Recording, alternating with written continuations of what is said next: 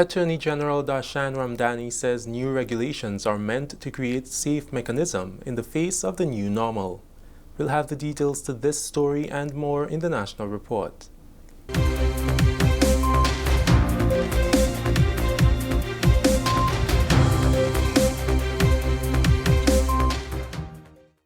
With the details to the news for Thursday, September 17th, 2020, I'm Delroy Louison.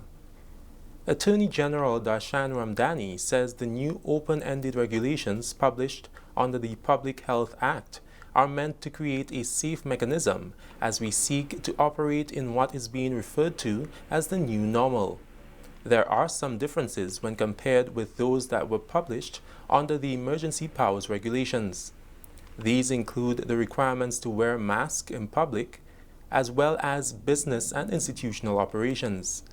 Mr. Ramdani says another important aspect of the new regulations is the ability to trace and track potentially infectious persons to prevent the spread of COVID-19.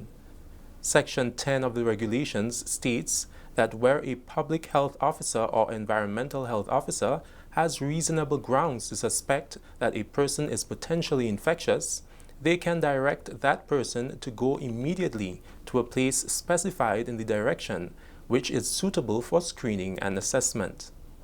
If, for instance, you are infected or you may be infected, meaning that you have come into contact with someone who is suspected to have the virus or who has the virus. Let's say, for instance, you go to a restaurant, you sign your name in that book and you sit in there. And the next day it is found that one of those customers was infected with the virus, God forbid, yes? Then it is expected that we will go through the book and check all the names of the persons, and you'll make a general call to the public. Were you at the restaurant yesterday? Please come forward. Various ways we can use to track you. Then you would be considered potentially infectious. Let's say, God forbid, they have broken their quarantine, and they were in quarantine and they were broken their quarantine. And we've been trying to ensure that these things don't happen. We've been working on that. And they turn up in a restaurant, yes? These regulations will allow us the powers to call these people for screening. And so we'll have the ability, and these powers are being exercised not by police officers, but they're being exercised by public health officers, yes? And those environmental health officers who are designated by the Ministry of Health. In July, government drafted the COVID-19 Control Bill 2020 after 4 months of managing the COVID-19 crisis. It was done with the intention to protect the country, especially since the decision was taken to reopen the borders. The bill was not tabled in Parliament as was planned in order to give people the opportunity to address their concerns. Mr. Ramdani says they are still getting feedback on the bill, which is going through the consultation stage. Cabinet will have to make a final determination whether we need it. Right now, we do believe these public health regs together with the quarantine regs may be sufficient for us. Yes, but I don't want to close the door or any door at all. We are still in the consultation stage. We have gotten feedback from the bar. We have gotten some feedback from some of the stakeholders. We are still continuing to get feedback. And I suppose Cabinet will make a decision at some point in time whether we will continue to pursue the COVID-19 bill to have one legislative framework to manage all of these issues, or whether it is enough that we have quarantine regs and public health regs. A joint venture between the National Water and Sewage Authority, NWASA, and the government of Grenada will see a new dam being commissioned at Munich St. Andrew. The project is being carried out under the Basic Needs Trust Fund's 9th cycle and contracted to Kenny's Construction to the tune of $600,000. The old system, which is located about 500 meters from the newly constructed facility, had a capacity for 60,000 gallons per day, but there were significant challenges, especially during the rainy season, with the quality of water coming from the plant to consumers' homes. Dimani Bruno, engineer in the Planning and Development Unit of NWASA, told the Government Information Service the construction of the new plant has become necessary to meet the demands of the community. For that reason, we had to upgrade the plant because of the turbidity of the water. When I say turbidity, that's the discoloration of the water because of particles from the river and so forth. The new plant now, we built it for a capacity and an ideal condition to 100,000 gallons. The new plant, he says, will now allow for the metering process to take place, as the quality of the water from the previous plant was not to the required standard in some cases, and as a result, a number of homes within the Munich community were not metered. The biggest issue wasn't the supply of water to the communities, but because of the quality of water. So once we had the turbid water and the existing treatment plant couldn't have done its purpose, we had to shut it down. So right now we'd have additional area to clean the water, and now we have additional storage, especially in the dry season, so it can be distributed much better. In the initial stage, before the whole COVID pandemic, we were targeting to close construction in May. But as we all knew, we had to lock up the country. So we're looking now at the end of September to finish the construction, and then we would have a month period to do testing, so forth, with the leakage in any tanks. Right now we're doing metering system as well, because a lot of houses did not have meters before because we just couldn't provide the quality of water. So we're doing that right now. So we're looking at the end of October, end of October, yes. Head of the Rural Development Unit in the Ministry of Finance, Byron Campbell, says the construction of the dam is extremely important for the community. And this is an important facility for the community, but it's essentially managed and coordinated by the BNTF component of the Rural Development Unit. This project is a joint venture with the NAWASA and the government of Grenada. Of course, the BNTF is financed by the Caribbean Development Bank. The total cost of the project is in the vicinity of $600,000. BNTF, the government of Grenada, is about $300,000, and NAWASA about $300,000.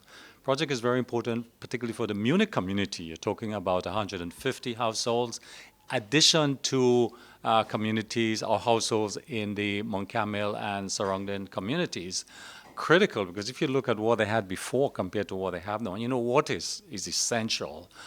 So this is a big deal for the community. It's nearing completion. There was a bit of delay with the COVID pandemic shutdown, but the contractor, they have really doubled up on work. And what's also important, that this was a lot of employment and still ongoing for the local persons, Continuing the news, the Annandale Waterfalls and Forest Park that has been leased to siblings Fiona and Zahir Hamid will be temporarily closed from Monday, September 21st to facilitate maintenance and upgrade work on the facility and its environs. Zahir told the Government Information Service on Thursday that the closure has become necessary as the work on the property has intensified. We have started some work. We did much cleaning and so on, but we did some renovations to the bathrooms as well. We installed a handicap and family room, so now we have handicap facilities. All right, so now that some heavy renovation is going to be taking place, we are going to ask that we close our doors for the first time, I guess, and because it's our safety protocol, and as we get ready for the COVID-19 protocols as well, we have to set everything in place so we can open hopefully next month. We're trying to close it for Monday. So we're asking everybody to please understand that we do have work to do, and passage in and out of the waterfall will slow down our progress. So we hope that everyone understands and is on our side. This is the National Report. The news will continue in just a moment. Protect yourself and our community from COVID-19. Wash your hands frequently with soap and water for at least 20 seconds. If soap and water are not available, use an alcohol-based hand sanitizer with at least 70% alcohol. Use a tissue when blowing your nose, sneezing, or coughing. Immediately discard the tissue properly and wash or sanitize your hands.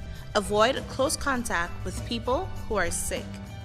Let's do our part to ensure that each and every Grenadian remains healthy. To stay up to date, visit the Government of Grenada's webpage or the Ministry of Health's Facebook page.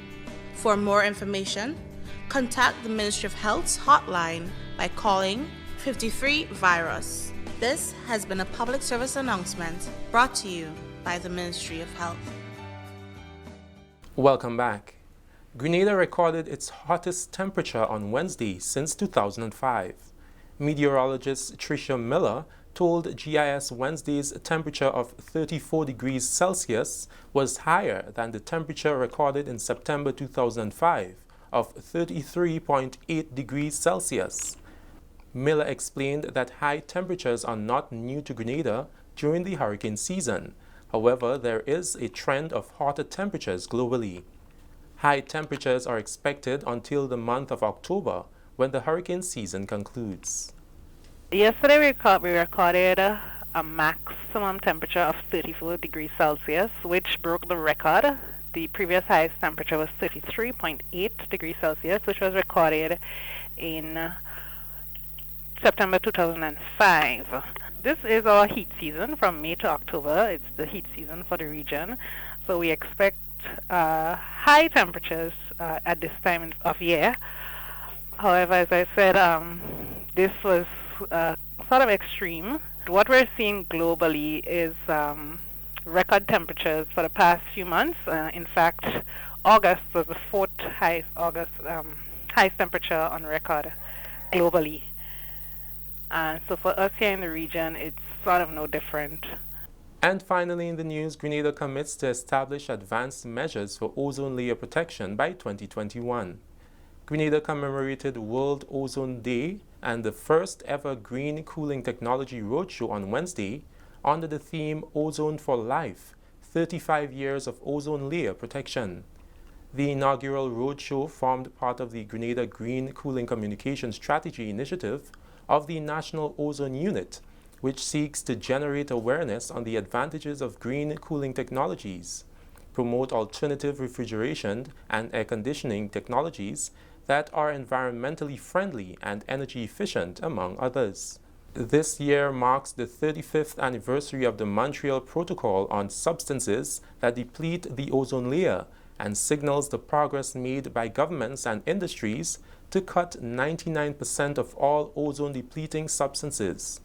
Energy Minister Honorable Gregory Bowen explained that in recent years, the refrigeration and air conditioning sector in Grenada has experienced significant growth. He said in 2019, Grenada signed onto the Kigali Amendment to the Montreal Protocol and has since been working towards instituting measures that will protect the ozone layer. The establishment of labeling standards for refrigerant containers and a code of practice to address the safe use, handling, transportation, and the storage of refrigerants, including flammable refrigerants. The establishment of a Center of Excellence and a regional training hub at the T.A. Maricho Community College for training and capacity development of refrigeration and air conditioning technicians in alternative low global warming potential technologies. Additionally, there are a number of other measures that are in advanced stages of development and are expected to be established in the year 2021.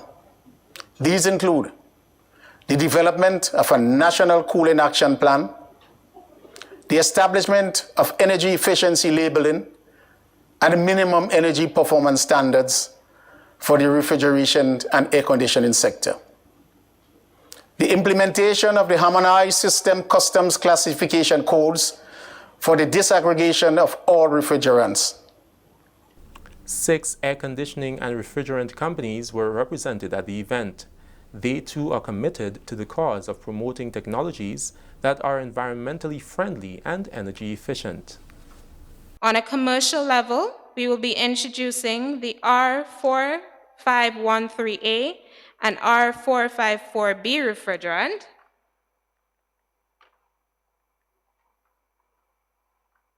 The R454B refrigerant is a mixture of HFO and HFC gases. It has lower toxicity and lower flammability and is composed of 68.9% R32 refrigerant with a global warming potential of 465.38 and most importantly, has zero ozone depleting potential.